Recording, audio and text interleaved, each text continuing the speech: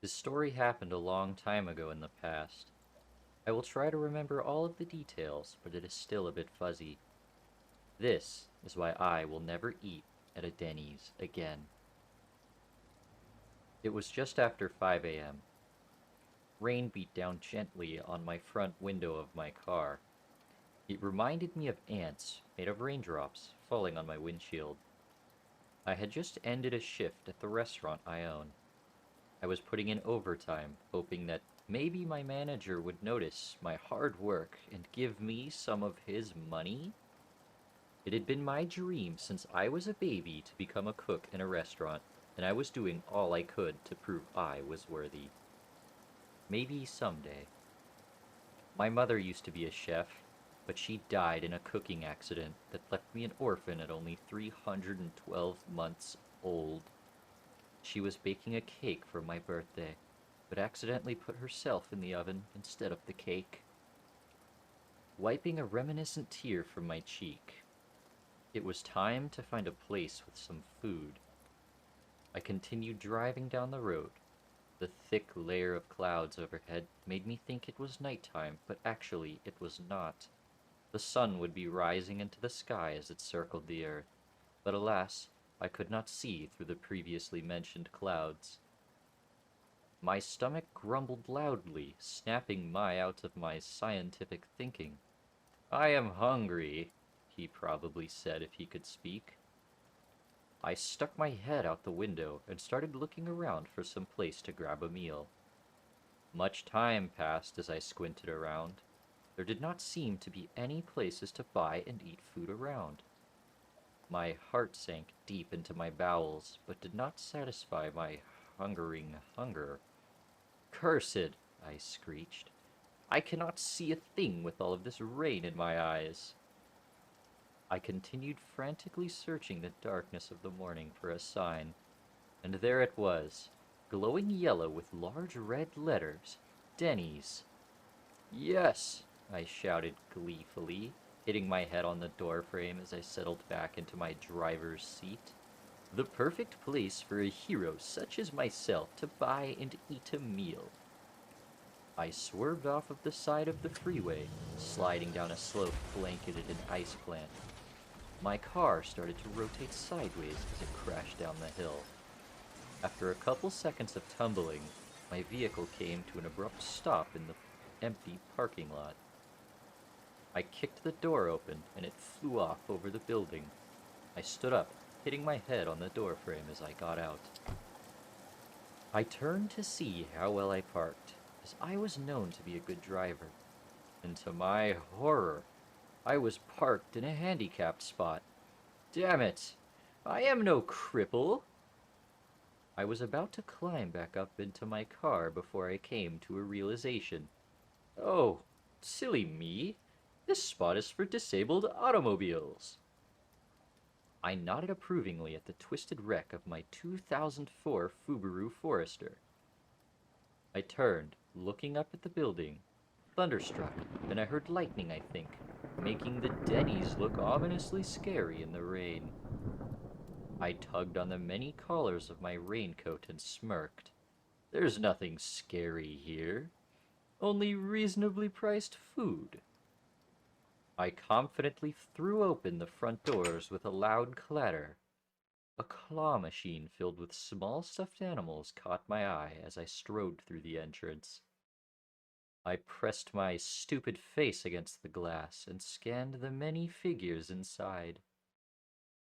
I have always wanted one of these little creature things ever since I was a crusty little child. Pulling my pockets out of my pants with a large tear, I was saddened to find I had no spare change with me. "Oh, have a seat, please," I screamed, turning away from the game machine. The old hag behind the check-in counter turned her head towards me with a creaking noise and pointed a long finger in my direction. "No," she said, sounding like a hag. "You will stand." And she led me to a table without any chairs. She set down a kids menu in front of me and stood nearby to take my order. I began coloring in the little pancake man on the front page with crayons, trying my hardest to stay within the lines. I colored him green, I said, holding up the menu to the waitress. She nodded quietly and continued standing there. After many minutes deep in thought, I was ready to order. "One junior grand slam with bacon with syrup and scrambled eggs with sausage, please," I said, forgetting to turn off caps lock.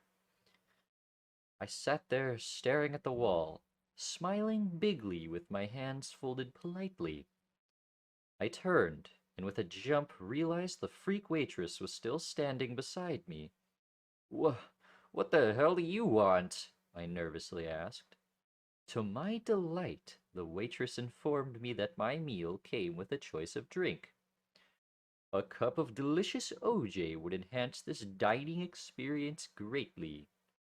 The waitress scuttled off to the kitchen, and I was alone at my table. Much time passed as I awaited the arrival of my delectable din-din. What felt like days passed. The walls and tables and the things in the Denny's began collecting dust and spooky cobwebs that made the place look abandoned. Sweat began fauceting down my wrinkles that were rapidly developing on my tiny face as I aged waiting for my meal. I was so nervous I began shaking violently, gripping the table so I didn't topple over. "This is really scary," I yelled, trying to close my eyes, but my eyeballs were sticking so far out of my head that my eyelids would not close around them. The waitress slammed my delicious OJ onto the table, spilling most of it onto my drawing of the pancake. "Are you some sort of idiot?" I asked her angrily as I pushed my eyes back into my head with a fork. She just shrugged and said, before slithering back to the kitchen on her snake-like feet.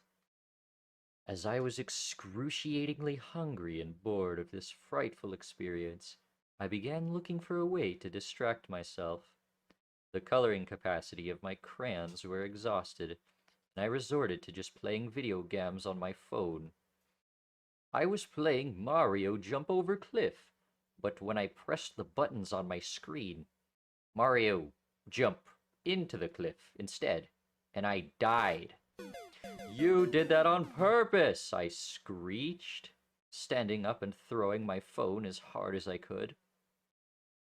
It soared through the air and slammed the waitress in the back of her fat head as she made her way back to the kitchen. I watched with my mouth open as she did a 360 spin through the air, crashing through the window into the parking lot. "Take that, Mario," I smirked, crossing my arms. The waitress manifested beside my table and asked me if I was enjoying my OJ, to which I began slurping down the frothy liquid. My face shriveled in disgust, and I looked up at the waitress holding the empty glass in my hand. "This isn't OJ. It is only pulp," I cried, tossing the cup into the glass from the idiot waitress smashing the window. I calmly sat back down in my chair. "I would like to enjoy my meal now," I said firmly, straightening out my silverware. She hissed and crawled across the ceiling back to the kitchen. A moment later, she rounded the corner, plate raised above her head, and began chanting, "Denny's, Denny's, Denny's." I pounded my fists on the tables, holding my fork and knife, and joined the chant. "Eat, eat, eat," I shouted as she approached. She gently set my grand slam on the table, kissing my forehead and pouring syrup all over my eggs and sausage. Oh. I smiled, licking my lips, as syrup is a far more suitable condiment than ketchup on both eggs and sausage. I started slurping down my eggs, crunching the shells loudly in my mouth. Nodding my head enthusiastically at the waitress and licking my lips like Scooby-Doo, I grabbed a sausage and closed my eyes before flinging it into my open maw. But instead of the juicy squish I was expecting, the sausage let out a sickening crunch as I bit down. "What the frick?" I said, swallowing the wiener. The waitress smiled evilly. "Those are not sausages. They're fingers." She took her hand out from behind her back to reveal that several of her many fingers were missing. "My God!" I exclaimed, jamming two more into my mouth. "They are fingers!" I started sweating profusely. I knew it would be rude to leave food on my plate. I'm a big boy who can finish his din-din," I said bravely, tying a napkin around my wiggling neck. Even though she's a bitch, that freak waitress worked hard to make me this meal. She even sacrificed all of her finger. I decided at that moment that no matter how disgusting or scary the food, I would finish it all because I am a brave hero. I started vacuuming down the remaining sausages, swallowing them whole, as I could not bear the crunch of the creepy human bones that hid beneath the yummalicious layer of meat. Not even 6.520138 seconds had passed before I was done. I turned to the pancakes that sat pathetically on my plate. I laughed at their tiny size, and they whimpered, shrinking smaller and slithering to the corner of my plate as I made fun of them. "Silver dollar pancakes are for losers," I scoffed, flinging the plate like a coin towards the waitress's feet. "Do you think me am a loser?" She shook her head violently in response. Okay then. Bring me the gold dollar pancakes," I demanded coolly. Lightning struck and thunder flashed epically outside, and rain began peeing down in the parking lot. The waitress's giant eyes were bulging out her head as she stood in disbelief. She made sounds that sounded like a baby bird trying to eat a rock before solemnly walking to the kitchen. I sat giggling and waited. My humorous moment was quickly interrupted by the ring of my cell phone from outside. However, my ringtone sounded all weirdly slowed down and distorted for some reason. I stretched my arm across the restaurant and scraped my phone off of the wet concrete. My arm reeled back into place like a tape measure, and I read the screen. Someone named Denny's Pancake from the kids menu was calling me. Strange. I do not know of anyone with this stupid name, I said, holding the phone up to my ear. "Hello?" I beckoned. "It's me, freak. The pancake from the kid menu who does not have a stupid name," I heard loudly from the speaker of my phone. "Who?" I asked cluelessly. "The green one from the kids menu," he retorted. "Oh, you're the green pancake from the Denny's kids menu." "What the fuck do you want?" I asked politely. "If you finish all of the gold dollar pancakes, you can be a cook in my restaurant with part-time hours, $7 an hour, a uniform, and benefits." I smiled. "However, if you do not finish all of the pancakes, I will, eat you." I screamed, chucking my phone as hard as I could. It bounced off of the wall, slamming the waitress in the back of the head. I watched with my mouth open as she did a 360 spin and landed in the glass of the broken window in the parking lot. She started shrieking and rolling around like a baby, the glass disfiguring her ugly face. Then she died. "Who is gonna bring me my food then?" I said impatiently. At that moment, the Denny's started shaking, and all of the furniture started flying around the room in a tornado. As all the lights turned off, I was swept off my feet by a chair that snuck up behind me, and it slid me to a single table in the middle of the room. A single light bulb swung overhead, lighting only me and the table. I squinted into the darkness. I could barely make out the shapes of the swirling furniture flying around the room. Then I spotted a large round shape standing still in the darkness. I gulped, and the shape started slowly approaching, the floorboards squeaking beneath it. As it entered the dim light, I could finally make out what it was. It was the big green pancake from the Denny's kids menu. His eyes were shriveled, and what looked like syrup oozed from big holes that covered his body. I reached out to confirm if this strange liquid was syrup, but he slapped my hand away before I could touch him. "Do you remember our deal?" the pancake echoed. "Yes," I said, wiping my face, "but there's no need to yell." He smiled and set down the plate of gold-dollar pancakes I asked for. My mouth dropped to the floor as I gazed up at the massive stack that raised up to the ceiling. It swayed slowly, and the plate beneath it buckled under the weight. "I cannot consume this many pancake." But the pancake from the kids' menu just continued standing there looking at me.